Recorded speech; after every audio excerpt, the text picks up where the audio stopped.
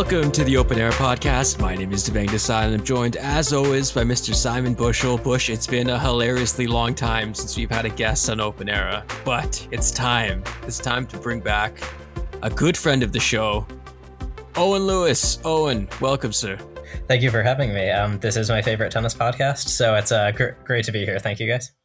Now, Owen, we wanted to bring you on for a multitude of reasons, but mainly it was that just fantastic Novak Djokovic piece that's been received so well by the internet community. Everyone just pouring in with thanks and tributes. But in all seriousness, we wanted to have you on, Owen, because you know your tennis inside and out. And also, I didn't know you were going to say this, but off air, you said to me that this tournament is already better than last year's Australian Open, which is something I think we should unpack as well. Simon, hello, sir. How are you doing in the tundra of Vancouver? Hey, I'm okay, thank you.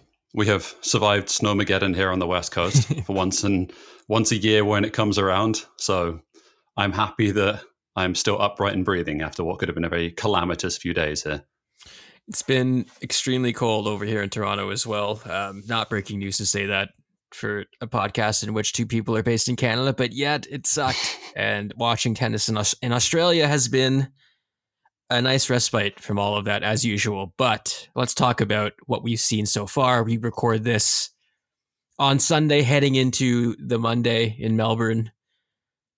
Headlines, guys. I think I want to start with Iga Swiatek going out on the women's side. The WTA, we talked about the big four potentially being clear favorites at this tournament. And I think you can safely say that that's been kind of thrown for a loop with only two of them still standing. But maybe, Owen, it didn't seem like Iga was totally fit as well, adding to this. I think we saw that in the Danielle Collins match as well. The draw was hellacious. I think we all knew it was going to be tough, even if she was 100%. But do you chalk this up more to a level of fitness more than maybe a level of quality in her game? It's a good question. And the interesting thing to me about the way she went out was it kind of seemed like she had gotten past the first hurdle in that hellacious draw, right? Like, I feel like Collins was the biggest banana skin we thought going in, and Kenin could have been one as well. But I don't really think people expected her to lose to Onoshkova after beating both of those players. So yeah, the strapping on the knee definitely stuck out. I do wonder if that had an impact, but yeah, when I checked out the match, I think she kind of had control of that third rounder. She was up a set. And then that turnaround in the second was pretty sudden. She had break points. And then I think she had chances in the third as well. So I don't know. I kind of just wonder if she just didn't really have it this tournament. I think there was never really a point, except maybe patches in the last 5 games against Collins, when she looked like she was at her best.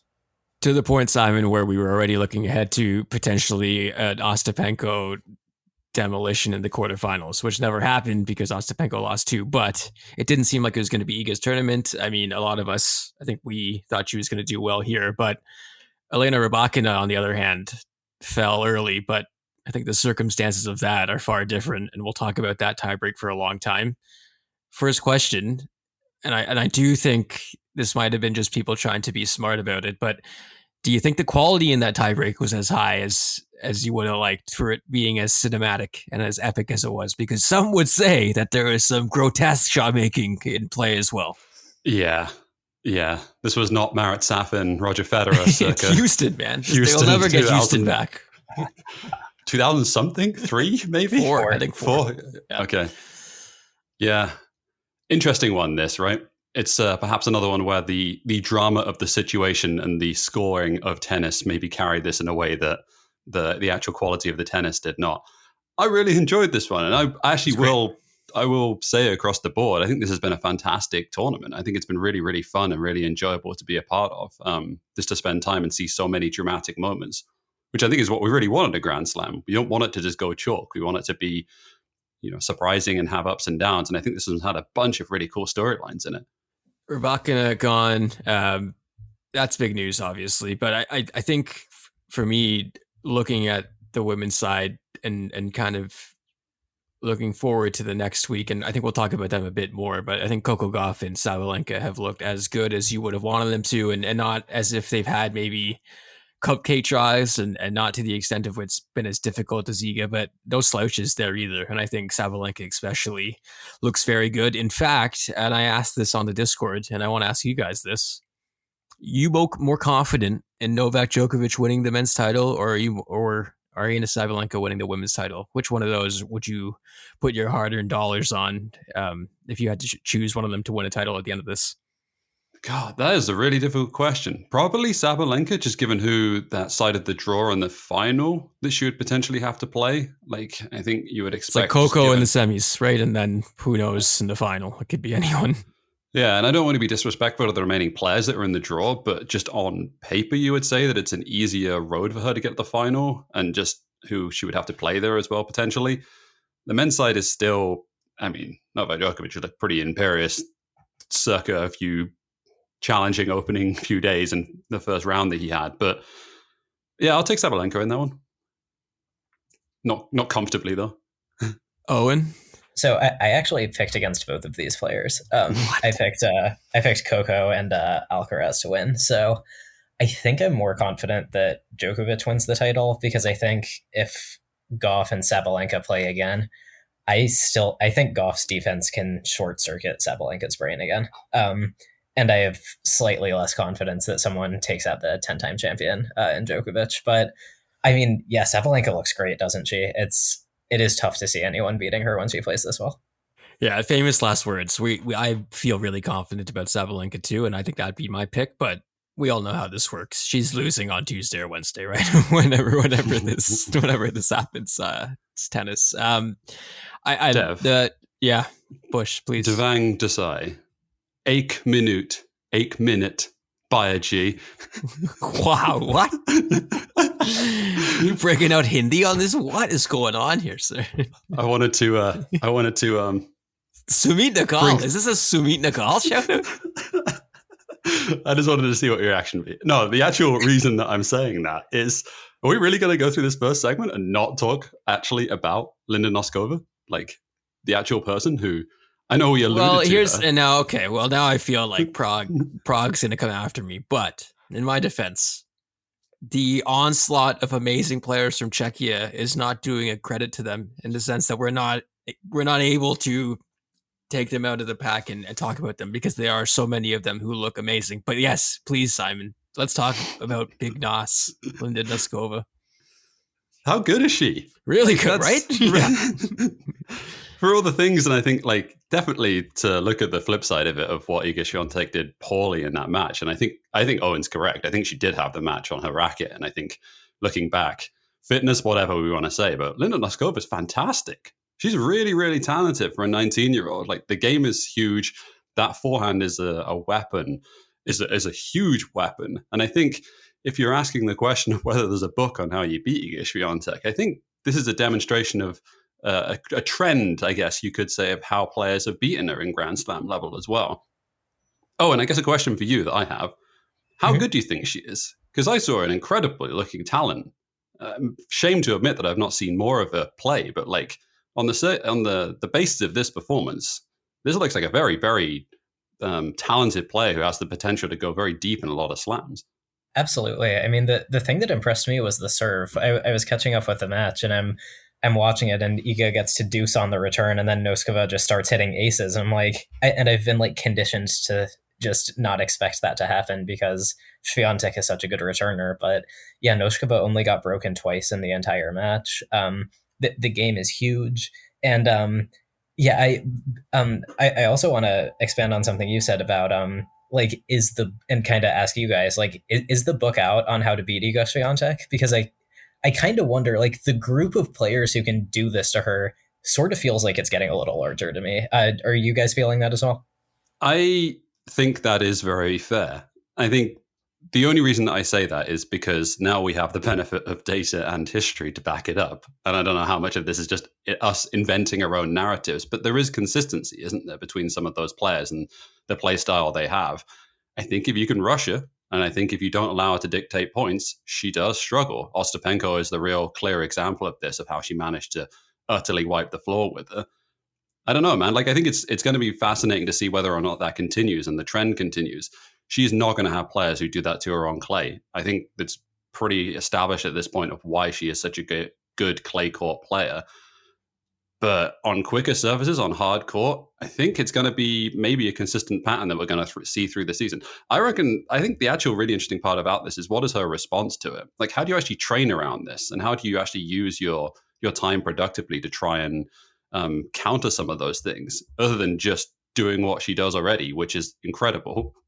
The last time she lost was September, right? I think Kudermetova, which is insane. And I think the other part of this is that when you are peaking for so long, I do wonder if that blueprint that's drawn up against you you can kind of perfect it, and I feel like the army of Czech players coming through are game planning to beat Iga Swiatek specifically. And I mostly joke about that, but Linda Noskova's somehow been around for a few years and she's still only 19. I think part of that helped her a lot too, because it didn't feel like this was her first rodeo. And even though it was huge stakes against the number one player in the world, I thought she looked completely prepared for the moment, which is what you can say for a lot of these youngsters, including Mira Andreeva. And like, WTA is known to be good for this, but it is still kind of freaky to me that they are this composed and prepared at this age. And then you see a 18-year-old teen on the ATP side get absolutely dummied, 1-6, like 1-2-1, and you're like, what a great experience to be here. And then you see a 16-year-old teenager take out the fourth damn seed at a Grand Slam, and it's like, oh, I think it's interesting, those dichotomies. You were right to go back to Noskova, Simon, and let's stick around on the WTA before we talk about the men. I mentioned Iga gone. The top half of the draw, wide open. Familiar names, of course, but I'm curious for you guys, amongst this crew, Svitolina, Azarenka, Yastremska, Paolini, Zhang, do you have someone in particular that you think is going to make it to the final, or you like their chances? I'll leave that to you, Owen. Trying to pick out of this top half is a pretty fascinating one. I think we've all seen the memes and the posts going around of one of these players will reach a Grand Slam final after Iga Swiatek went out, and it's a list of players that certainly raise your eyebrows. Yeah, I have a name, but I will let you go first, so fear of not looking like an idiot, Owen. All right, fair enough. I think my first instinct is to say Azarenka or Svitolina because they're the most established names. Azarenka, obviously a two-time champion at this event, although that was over a decade ago. But I also like Zhang's chances. She hits the hell out of the ball. And when you have to string a few matches together to get to the final, I think that's a benefit. More matches might be on her racket than someone like Svitolina, whose game is a little more defense oriented. But yeah, let's hear that name, Simon. I'm excited for hopefully someone to seem a little more confused than I am about this. You stole my damn pick. Here I was, all set up to maybe sound like I knew what I was talking about tennis, and you managed to subvert expectations there. Yastremska back and playing well again. Her record at Grand Slam level is awful, by the way. Like, she's only made the fourth round once. She's had some weird stuff happen to her, Simon. I think in general, non-tennis stuff, including. She was the one with the doping excuse, right? Oh my god. I think Zhang is. I mean, once you get the Lina bump, literally, which is, I think, was an ass slap heard around the world for tennis fans. Where now it was like, this is happening. Once you've got the Lina stamp of approval, you're good to go. She hits the piss out of the ball, Owen, and I think she's got I feel like the athleticism and the ability to get herself around the court that pairs well with the power game, and basically what you need to do to stand up to your Goffs and your Sabalenkas and the baseline who are trying to hit through you. Maybe not so much Goff. I would love to see her make the final here. I think that Paolini Kaliskina match will randomly produce the finalists. That's my bold prediction here, just to pretend like I knew what I was talking about all along. I'll tell you what, though, like, I watch a considerable amount of tennis, and I have to go deep into my bag for Paolini Kalinskaya, in terms of knowledge. And I think that's testament to how good this draw has been and how deep the game is in general. What's the quote that was doing the rounds last year? I'm so deep in my bag, I've pulled out a Werther's original to try and find some of these players. It's kind of how I feel with some of it. And again, no disrespect to them, but it's kind of cool to see some of these players making a run that are really, really good pros. But just the way the draw shakes out sometimes, and that's the magic of the sport.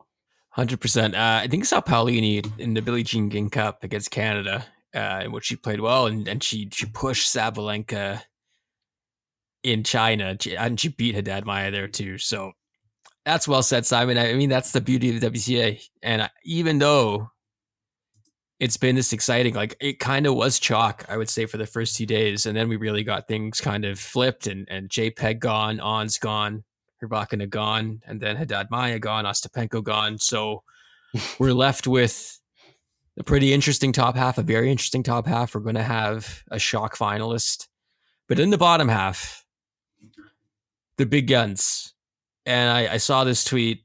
I'm not a huge fan of the Twitter account, but I saw this from Workado. The last four on the bottom half: Coco Gauff, Marta Kostyuk, Arina Sabalenka, Barbara Krejcikova, the defending champion, the last Slam champion, the Grand Slam champion, a former juniors champion. The pedigree is there. I think we all want to see Gauff Sabalenka. That's not how it works, but I wonder if I'm too hopeful that Gauff Sabalenka is going to be the match of the tournament, because I feel like we're pointing to this epic, and I really do hope it happens. I think just on the direction of travel of what this tournament has looked like so far, you might not get it. Given how some of these seeds are falling, they have both looked pretty good, though, have they not?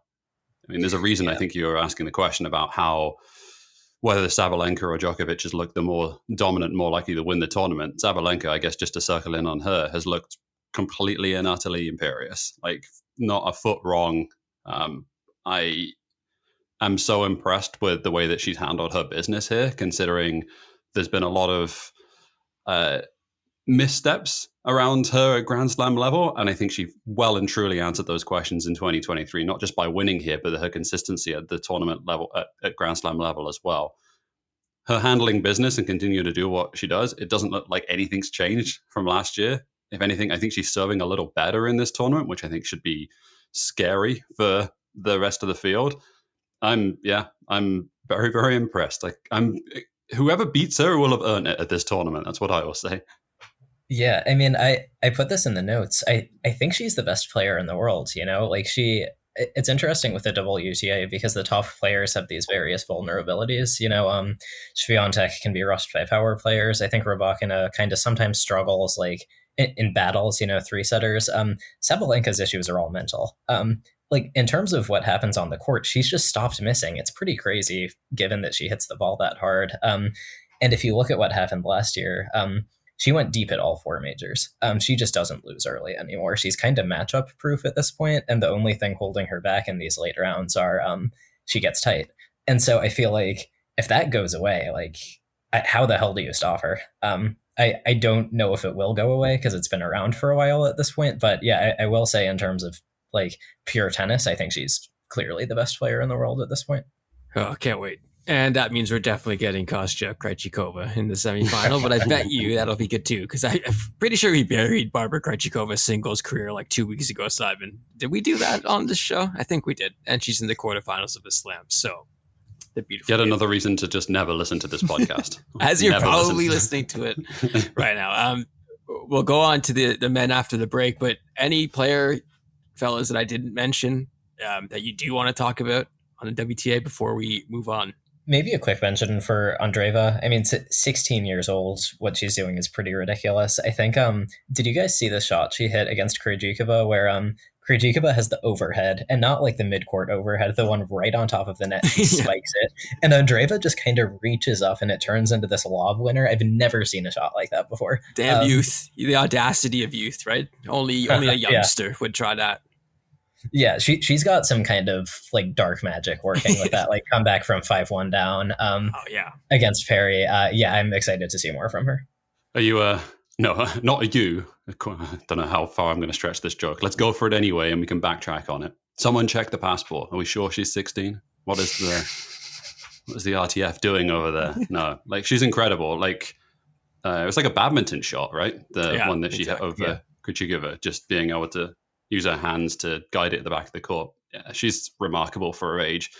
The power that she has is just astonishing for the frame and the way that she's able to generate power and her timing.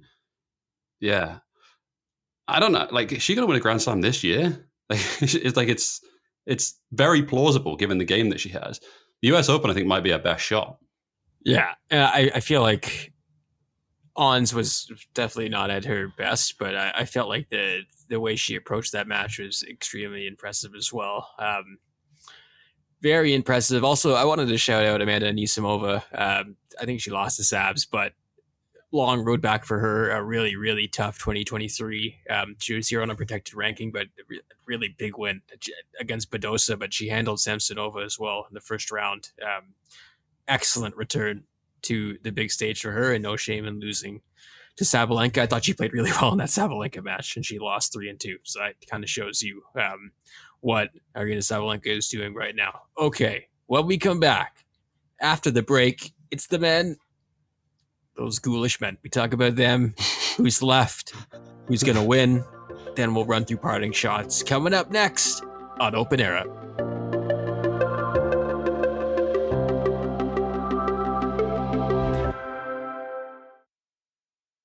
Welcome back to the Open Era podcast. We went through the women's section. Incredible stuff so far. Let's get to the men, where had some surprises, but not really, I would say.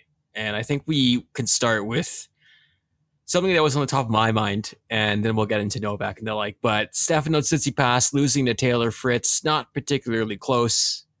Owen, I saw you added this in the notes, but I think you hit the nail on the head here for me as well. And I mentioned on the preview pod, Bush, I wanted to see something from Steph. Give me something. And you so helpfully reminded me that he had made the damn final here last year. But what does that matter, sir? When we've seen this display repeatedly now. Are you selling your stock yet on your boy Stefanos? Because it's time, I think. Steph is now my boy. I'm loving it. All right, let's lean into this. What are you talking about? He did give you something. He gave you an arms wave at the net down match point. He gave you the memes for the next few months and the debate about whether that's good sportsmanship or not. My man is writing storylines in this tournament. Come on, Dev. Get on his level. No one can aspire to be as thought-provoking and big-brained as the Greek god. Was that good enough?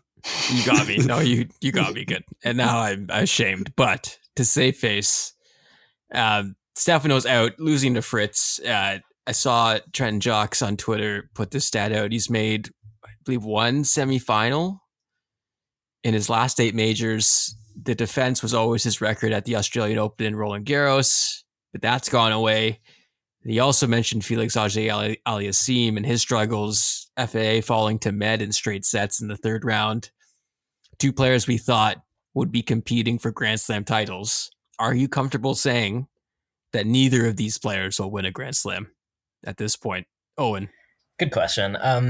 Felix especially is so young that I don't know if I want to go that far, but with Steph, I don't know. What I see in him is pretty simple. It's like he's got great weapons, he's got big weaknesses, and he doesn't get better. And it's been several years now of him not getting better. I have no reason to think that that's going to change. Maybe he gets an easy draw. Djokovic isn't going to be around forever. Maybe Alcaraz snaps in half. Then maybe he sneaks a Roland Garros. If that doesn't happen, I don't see it. Felix, I don't know what the hell is going on. I was really hoping that playing Medvedev again would kind of, I don't know, like galvanize him into something, because they played that amazing match at this tournament 2 years ago. But yeah, lost in straights. So I don't know. I think the game is probably capable of doing something like that serve. He moves really well, but I don't know. I know the problem is between the ears, but I have no idea what exactly the problem is. I think Steph opens himself up, doesn't he, for just making, statistically, it's more unlikely that he wins a Grand Slam, just the way that he plays, and just the fact that if he plays against any players that have consistency or continue to hit against his weaknesses, it just opens him up to more chances that he's going to lose matches, which I know is obviously, but I think at the elite level of the sport, it's very, very hard for someone to separate themselves to just to have elite weapons and not to be able to cover up their weaknesses the way that I don't think he has done. His serve return on backhand is still awful. It's terrible, and it shows up on quicker surfaces. I've struggled to see him winning a Grand Slam, just given those odds against him. Maybe he catches fire and wins one, and it all works for him, and a draw lines up. But I think you're right, Owen. I think he has kind of plateaued, in terms of what he's good at and what he's bad at. And I don't think that's a bad thing, by the way. I think that's an exception. He's still a very, very good player. He's still a top 10er.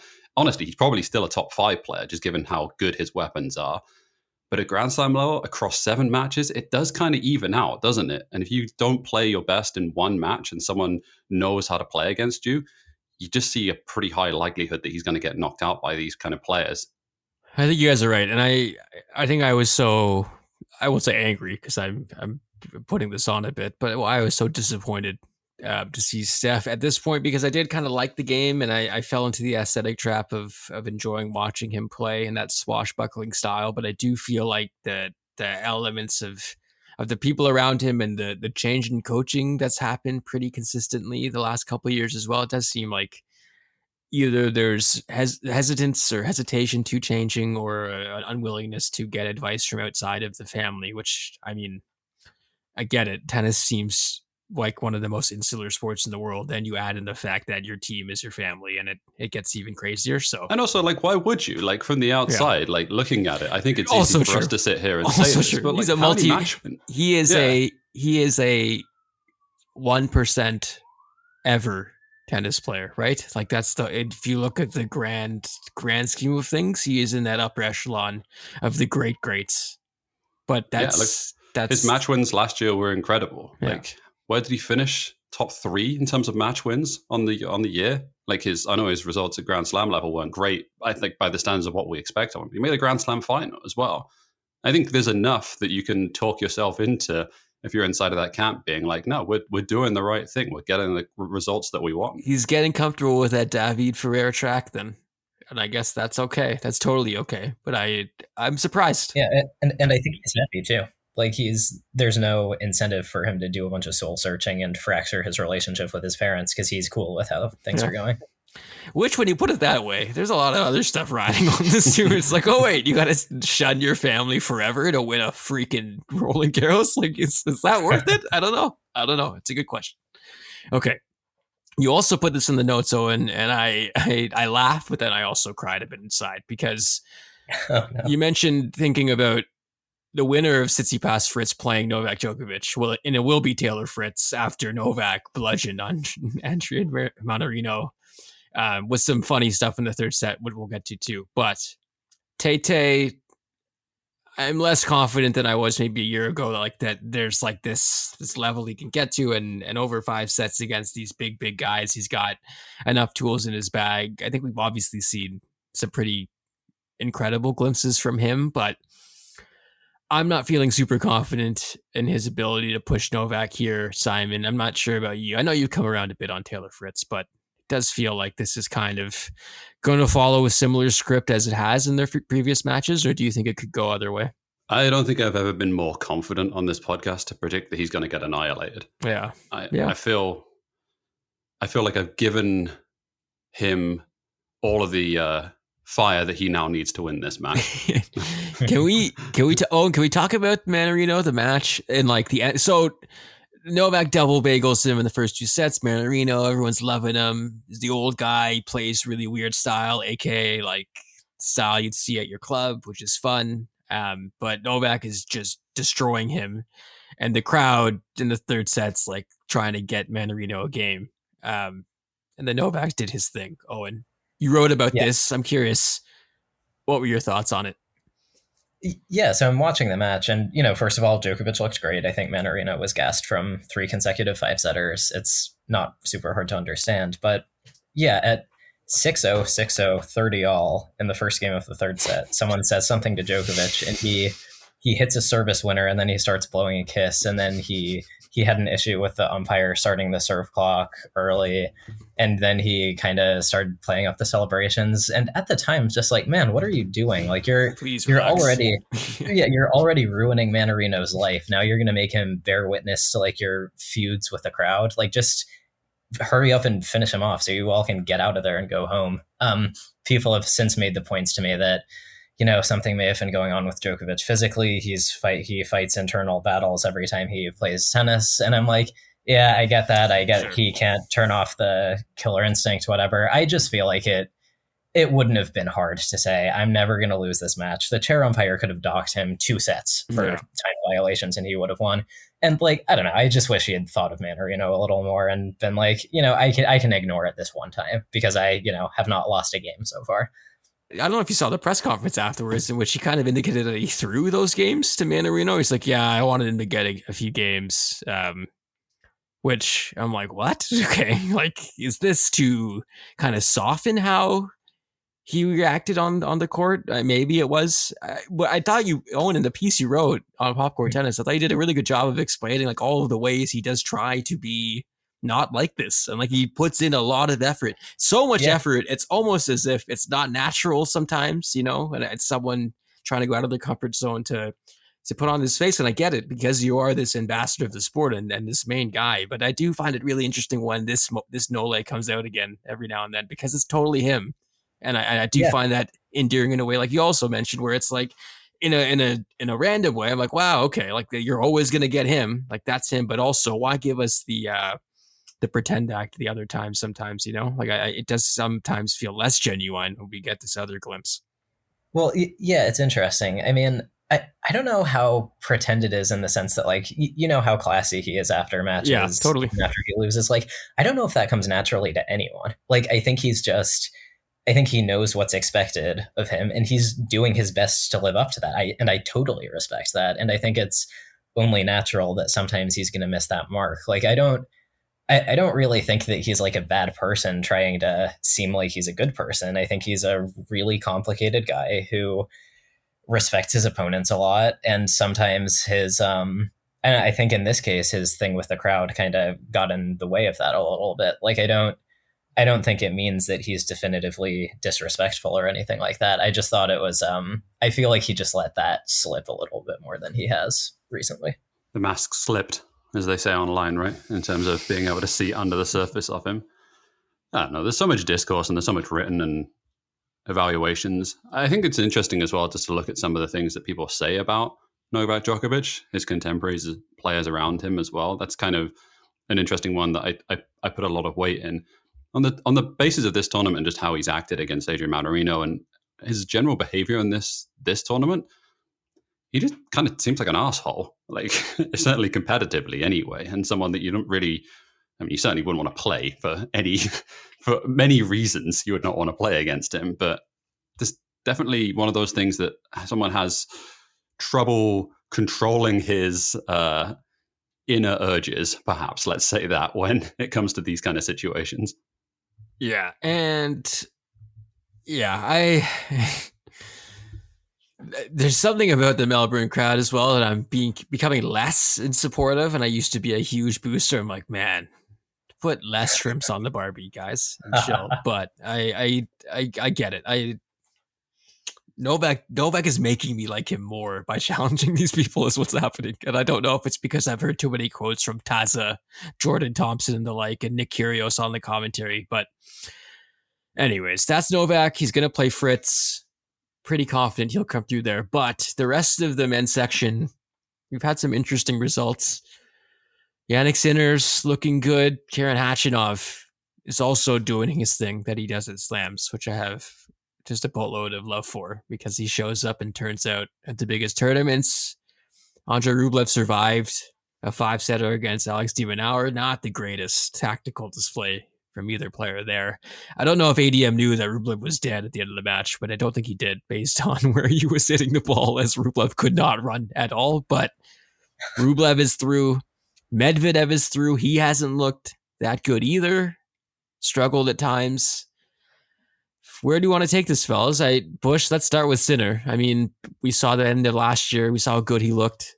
He's looked very good so far here, but we're sort of waiting for him to get through to that semi. Yeah, I wrote in our Discord that for all intents and purposes, he looks like a Grand Slam champion. And that will be my opinion until the semi-final, and we'll see what happens after that. I think you could easily make the case at the moment that he kind of looks like the best player in the world on the men's side, and we'll see whether or not that holds true. That's all we can say sitting here on Sunday. I'm curious to see what happens. I thought that would be harder against Khachanov. That was impressive to me to handle him the way he did. But yeah, trying to look at the other guys and respect Novak's record in Australia, and we haven't mentioned him really yet, but where are you on Carlos Alcaraz, Owen, so far? Richard Gasquet doing his ceremonial getting murdered by a star at a slam to start the tournament, but Sonogo was trickier than maybe we would have expected, although Sonogo's got incredible game himself. Where are you at with Carlos Alcaraz so far? I'm a little worried. I don't know if I'm playing this off, but when I've watched him, I feel like he's not hitting his forehand as relentlessly hard as he usually does. Like when I think of him hitting the forehand, I think of him, to recycle a phrase, hitting the piss out of every single ball. But when I saw him against Sonego, it was like a few of them, pushing is the wrong word, but like his version of that, they didn't have a whole lot of pace. And I was thinking, like, if that keeps up, he's got no chance to win this tournament, because that shot needs to be there for him. And that shot not being there for him was a big reason why he lost to Medvedev at the US Open. So he looked better against Chang, but Chang didn't have anything for him. So we'll see. I think he's not going to lose to Kecmanovic. I don't know if the first real test is going to come until the semis. I don't think Zverev is going to beat him. I don't think Norrie is going to beat him. He might have to bring it a little more against Medvedev, but I feel like Alcaraz is still going to go deep, and then maybe at that point he raises his game. But if what we've seen so far keeps up, then he's going to lose to someone. You picked Med Bush. I think we both did, as Owen so helpfully mentioned in our notes here. Almost seemed like an accusation, but it's true. We both picked him. Bush, how are you feeling about that? Club Med so far? It's been a strange tournament. I feel less good. I'll tell you this right now. I feel less good than the day I picked him. I'll tell you that right now. So is he the same player that played Ruusuvuori, or is he the same player that beat Auger-Aliassime? Which one do you like more? Or I guess the question is he just growing into the tournament? Like, is this just him finding his form? The first round match he played, he looked like dog shit in the first set. So I feel like it was like a slow rise, maybe a little bit like what Carlos is doing, to Owen's point of like slow playing the early rounds, kind of conserving yourself to a point where maybe he's not even used to it, as Alcaraz is going a million miles an hour at all times. He's finding a different gear, maybe, but I've seen those same things, Owen, and I'm less confident generally in anyone in the bottom half of the draw at this point. Like Cazot, incredible story, but this feels like just a hilariously bad loss for Hubie Hurkacz, one that he'll remember forever. I want to be wrong, but I don't know about you guys, but I feel like the bottom half of the draw for me is less about maybe who's going to come out of this and challenge Novak, but who can ensure that we see less of Alexander Zverev? Who will do the job and end this for us? Is it real estate agent Cam Norrie? Who is it? I will say, like, we are lucky as hell that he is like a choker, because if he weren't a choker, he might have already won a major, and then that would just be like a complete disaster with how the discourse around him is going. So it sucks that we have to rely on him to like keep choking, because when he's on, it's like he's uncomfortably good. I don't know. I think Alcaraz probably gets him. It's not a good matchup for him. Yeah, I don't know. I feel pretty confident that he's not going to win overall. I have a point that I forgot to mention in the Medvedev section, just to lead on from that question. I wanted to ask you something else as well, Owen, which is that Medvedev, and this is similar to a lot of other players as well. We were talking about it last week in the preview episode. So the last time that Medvedev was played like a actual like tour level match was mid-November, before coming into this first round match in mid-January. So a full 2 months since he's played an actual competitive professional match. I know these dudes play like all sorts of practice sets and play against each other and all that kind of stuff. But do you think there is something in that in the first week in Australia, that there are players who get a lot of matches under their belt, play Brisbane, play Melbourne, play Adelaide, all that kind of stuff? Medvedev is one of a handful of players on the ATP side who didn't do anything and just showed up here. Yeah. Do you think that's the same? Do you think that there's actually something to that, where these early rounds, they're just like completely rusty and not having any matches under their belt? Yeah, I do think there's something to that. I think he's probably past the banana skin there, because I think the match where he could have really paid for that was the one against I'm blanking. Ruusuvuori, yeah. Yes, Ruusuvuori. Like I think since he got through that, now he's gotten enough matches that it's probably fine. And I think in general there are players who are good enough that the first 2 or 3 rounds can basically be your warm up tournament. Like I don't believe for a second that Djokovic needs to play something before this. Like he can take an extra hour in his first round or his second round, and like go through his whole repertoire of shots. Probably same goes for Alcaraz. Maybe Medvedev too, although he came awfully close to losing. But yeah, I think he's probably escaped like the rusty period now. Anything else from the men, fellas? I feel like prediction wise, like I'm a bit less confident for sure in Medvedev, and the Djokovic lore increases for me as he looked really good against Manarino. But Sinner Djokovic, let's see that, please. Let's see Medvedev Alcaraz, please. I'm totally for upsets. I'd like to see Andrei Rublev win a quarterfinal for once in his goddamn life at his slam, but I don't know. I do see like a chalk potential for the Final Four here. I mean, amongst the other guys here, is there someone you guys have maybe highlighted that can make some noise and shock people, Bush, outside of Novak, Sinner, Alcaraz, Medvedev? No, I don't think so. Yeah, I don't think so. The only thing that I would point out is I think Arthur Cazzo is a fantastic story. I thought he played really, really well against Togarune, but I'd be shocked if it wasn't that Final Four, honestly, just given the standard of how they've all looked and just all the other players' record at Grand Slam level doesn't strike me as indicative of seeing anything other than that.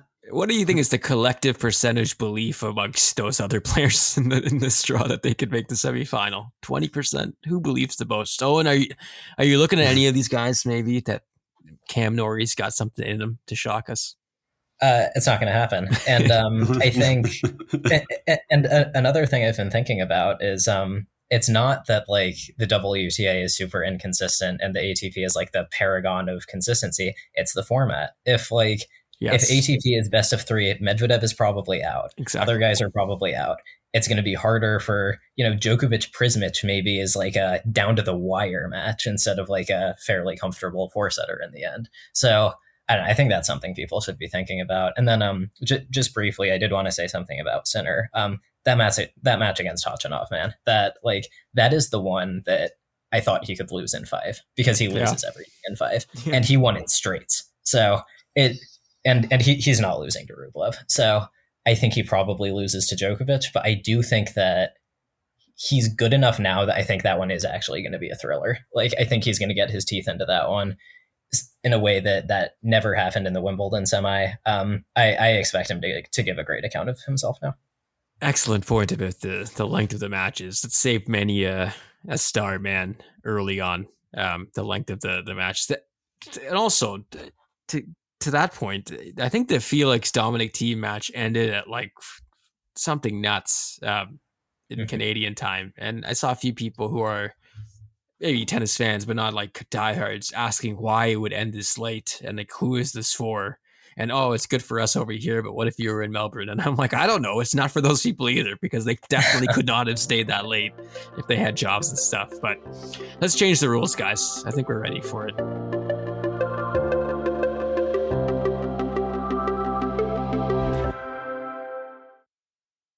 It's parting shots time.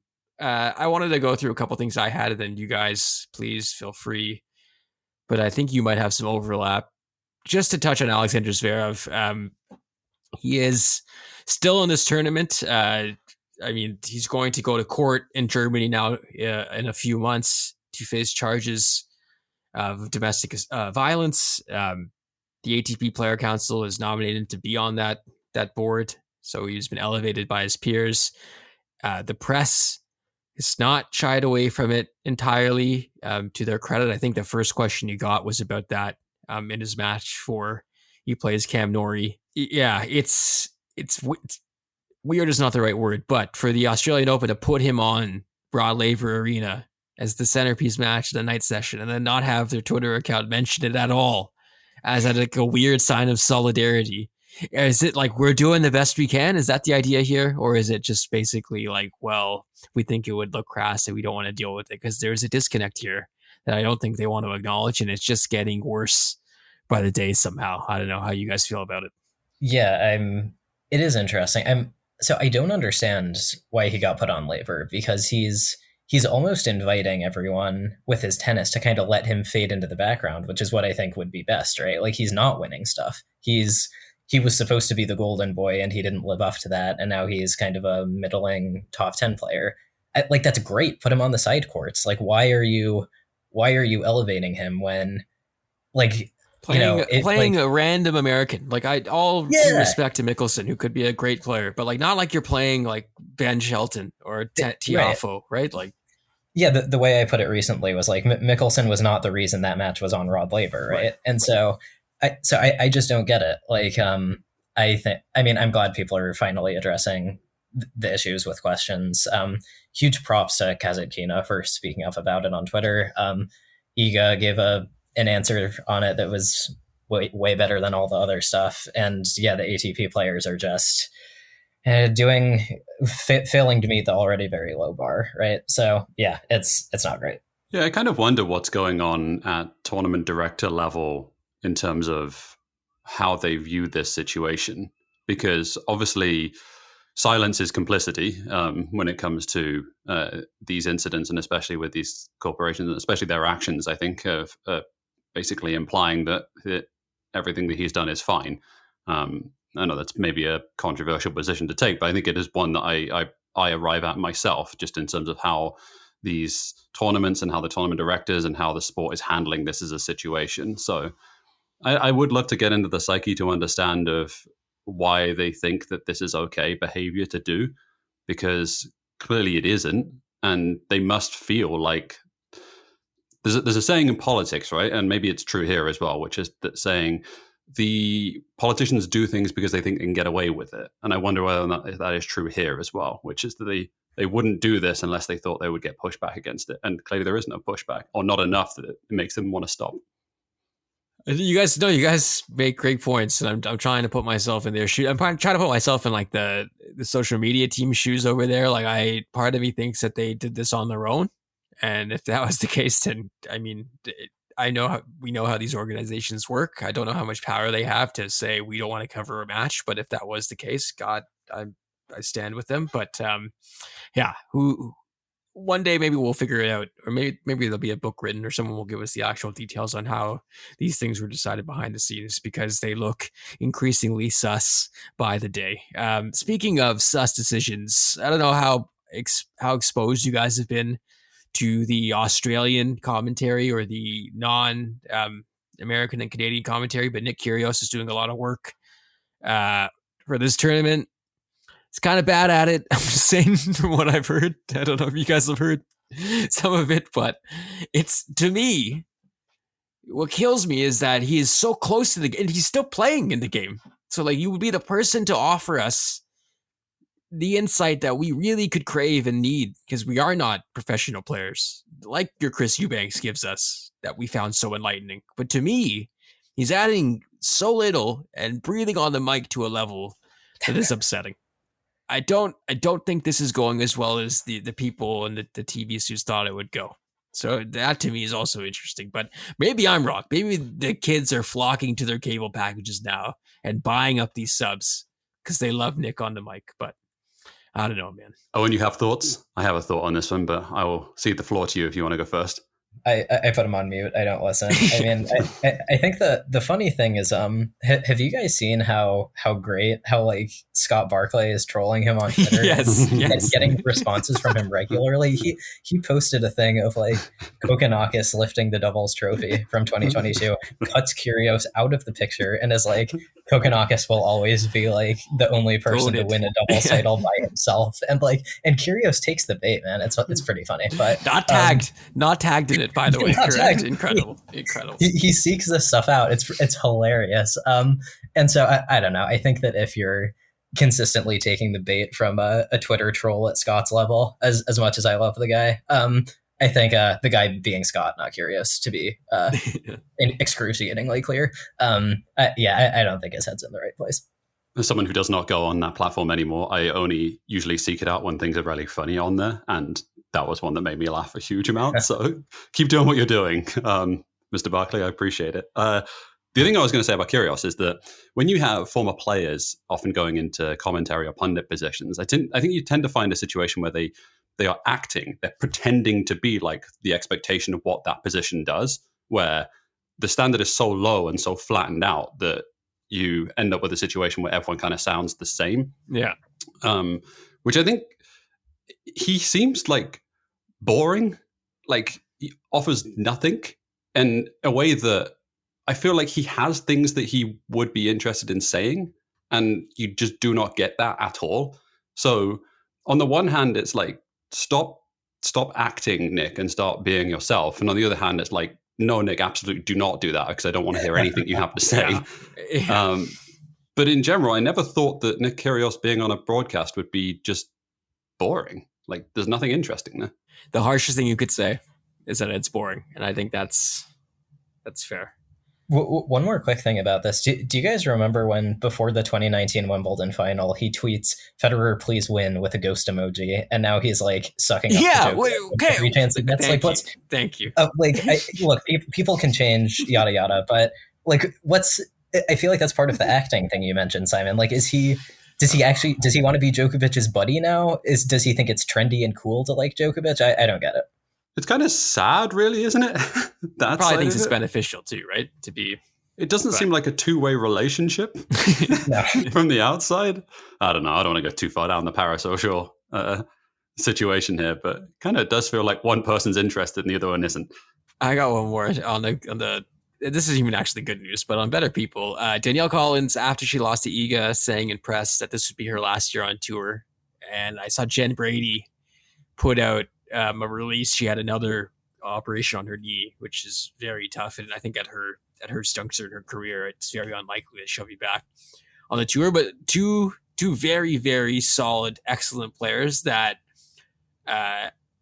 were like the matches that they were a part of that were quote unquote classics. They would not have been possible if these two weren't playing out of their minds as well. And I think consistently we've seen for both of them the ability to match their otherworldly competitors on the other side of the net, because they're playing some real superstars. But just to Collins and Brady, because it'll be sad to see them not on tour. Best eyebrows on tour, Jen Brady. She will be missed. Other point on this, Dustin Brown's done as well, right? Just on the men's side. I think it was announced that maybe announced the back end of last year, and now he's done. So yeah, they kind of a shame both Daniel Collins and Jen Brady are done, because they are fun to watch, really, really fun to watch. They make the sport better by being in it, regardless of what you think about them and or the things that you could write about them. I really enjoy watching them play. And Collins still has it, right? I mean, she was very, very close to beating Iga Swiatek, so I think that was especially surprising to me. Like, I feel like if anything, that was a great sign for her career. But yeah, I'm not in these people's heads, so all the best to her. Can we talk about something just briefly that I didn't put in the notes? Dev? Yes. What do we make of the Billionaire Bowl? So it was JPEG versus who, right? It was it Burrell? Is that Burrell. Who it was? Yeah. I don't know if this is confirmed that the Burrell family is also mega loaded, but I saw that on my timeline, and I did part of me thought about what it feels like to lose to a fellow billionaire family, but JPEG's a Bills person, so I don't respect that you would bring this up on the day of a massive Bills game like we have before recording this. I think it was a personal attack, but yeah. I need to do more research into the Burrell family. Not creepy, quote unquote, not creepy. I just need to figure out if there is actual billions of dollars behind them. Well, I just think it's fascinating as well, like coming off the back of us talking about Navarro as well, Emma Navarro, and her family being, wadded up the cahoots in terms of being, I think they're actually billionaires, right? I don't think we're not talking millionaires. Yeah. Is it weird that tennis has like multiple billionaires, like sons and daughters playing in it? It's I don't think that exists in other sports. Like I can't think of another like major sport where that's the case. I can't. I'm trying to think of one right now, and I can't. And I'm sure there's examples, not on the billionaire level, but Yeah. Maybe equestrian? I don't know. Something in that Chess, realm. Yeah, chess maybe. Is that the only sport that's more like uptight than tennis? Equestrian? It's a bad sign when equestrian is always used as the comp. You know your sport's in a weird spot if horse stuff is always brought up as the. Did you have anything else for parting shots, Simon? Anything? I had one other, so we never got the chance to fit this in post the PDC, the Professional Darts Championship, Yes. That took place a few weeks ago. But one thing that was interesting in that, and it's also interesting in snooker, is that you obviously you changed the sport, you changed the game, the rules of it as the tournament goes on. So you start doing best of 3 in round 1 in darts, and then you end up doing best of 7 in the final. And I know this has been talked about before, the idea of having maybe first and second week, best of 3, best of 5 on the men's side. But I was just like so fascinated. What the hell would a tennis tournament look like if you went from best of 1 to best of 7, like at the end of the Grand Slam? These people might be dead. Like, it's legitimately true. Can you imagine a best of 7 final in some of these tournaments? Just fascinating how other sports work. I'm not opposed to the idea of the best of 3, best of 5 on both men's and women's first and second week. I think it'd be interesting to see how it worked. Simon, can I ask you a quick question? Go for it. So you hail from the UK.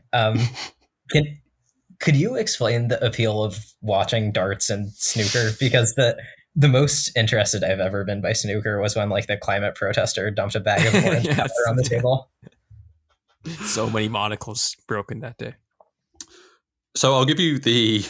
I don't know enough about the history of it, but snooker is important to the working class community in Britain. I think is one way, and so is darts. Like these are pub games. These are oftentimes back hall community sports. And despite the snooker, very different from darts, right? Darts has this sort of boorish, everyone goes in fancy dress kind of thing to the darts and has a good time at the Alexander Palace.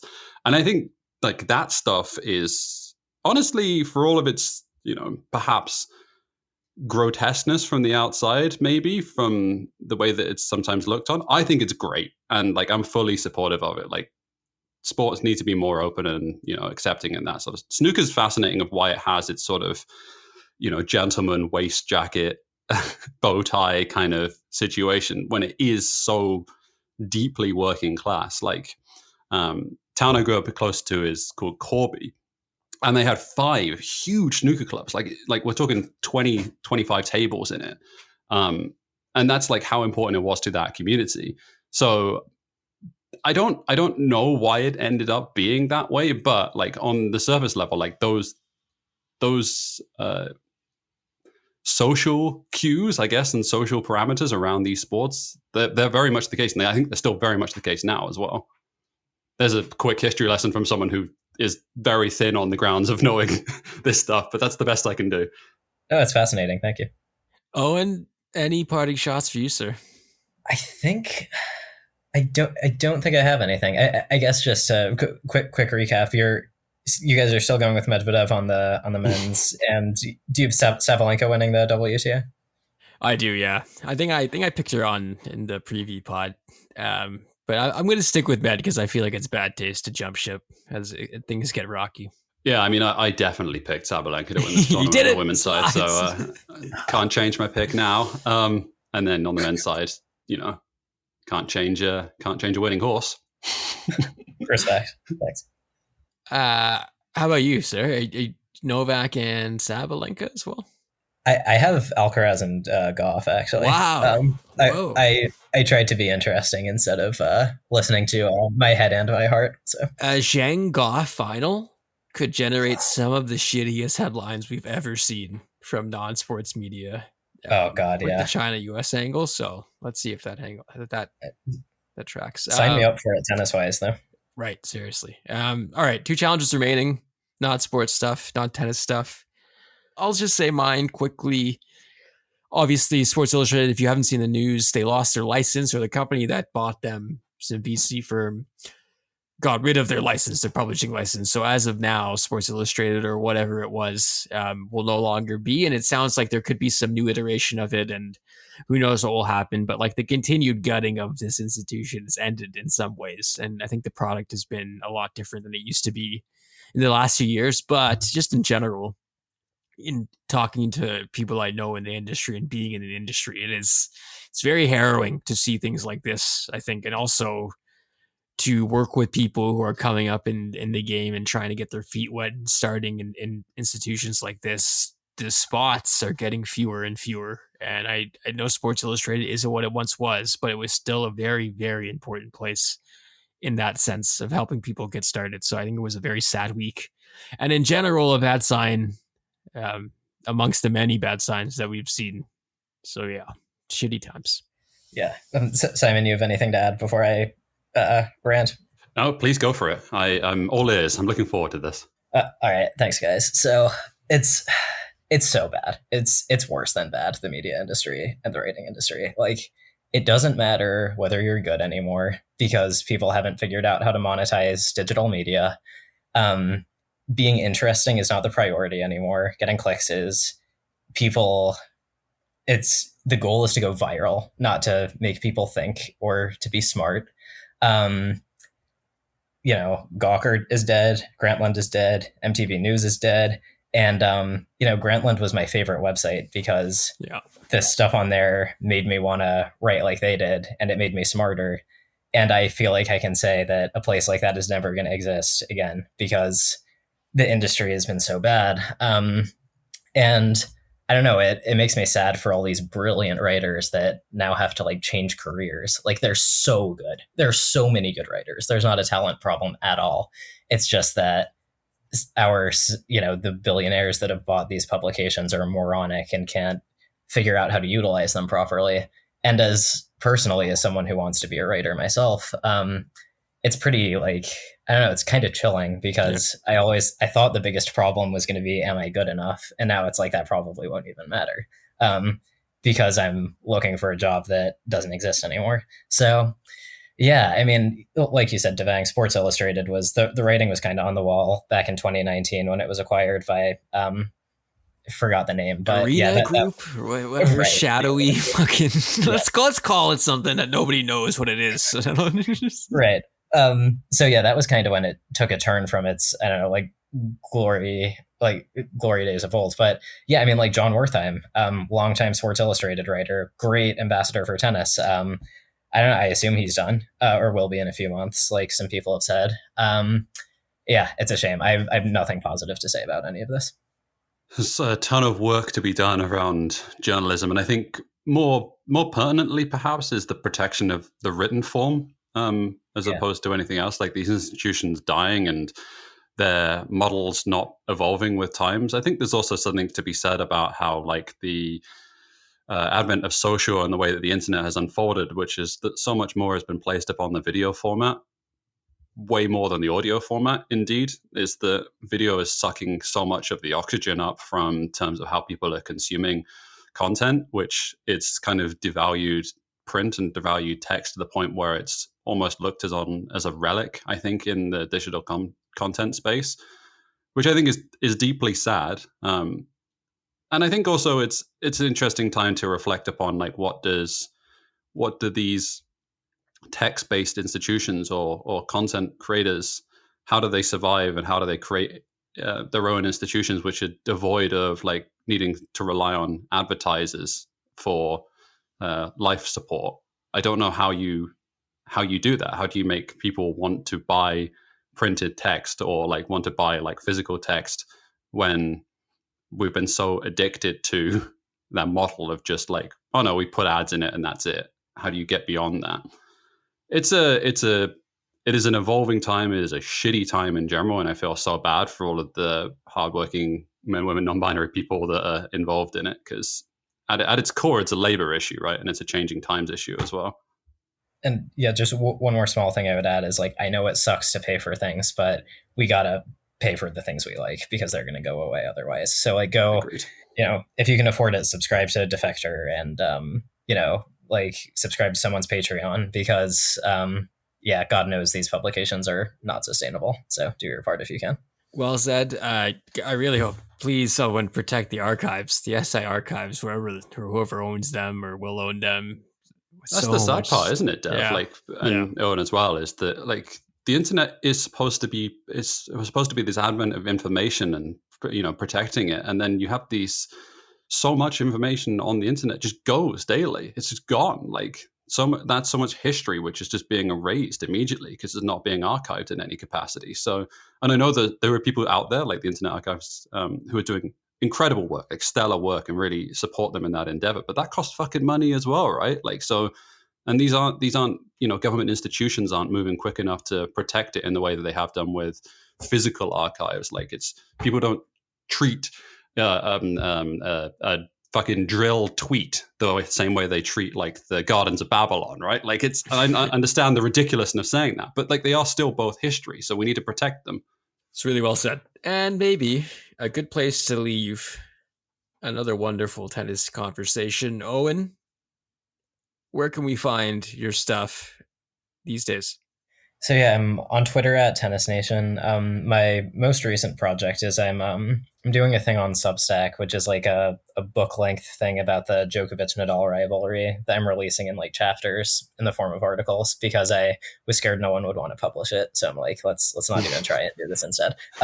But that's at the link in my Twitter bio. And I recently wrote a thing for Popcorn Tennis, which you may not want to read because I got a terrible reception. But the funniest part, Owen, the funniest part of this is that you're literally pouring in hours and hours of heart and soul into this incredible anthology of Novak Djokovic and Rafael Nadal, and these idiots are still, oh my God. It kills me. And it's like, and this goes a bit back to the SI thing. I got people who were like, what, why didn't you write anything when Rafa did this? And I had to explain to them that, no one is hiring me to do this. I do this because I hope people will like it and I like to write. If you want to pay me a living wage to cover Rafael Nadal's occasional sportsmanship issues, go right ahead. But like, oh my God, it's like everyone's like the state of journalism, and you have to explain to them that I'm actually not a journalist because oh my God. But yeah, I appreciate you letting me plug my project. Check it out. Really, check it out. It's great stuff. Yeah, 100%. Simon, I was going to ask you if you wanted to plug anything as well now that I'm here. Me? Yeah. We don't normally do social media. We don't normally do this. You've now, okay, so I actually was going to say something too. I forgot. I have a museum opening soon. That could be cool for people. Oh, nice. Plug that. Wow, incredible. I'm not sure I can with an NDA. That's true. Okay. Don't get fired. I forgot what I was going to say, and I think it was going to be something impactful, but now I cannot remember. So that's devastating, and we'll leave it there for producer Dylan on the ones and twos. And for Owen and Simon, thank you so much for listening to Open Era. We'll talk to you next week.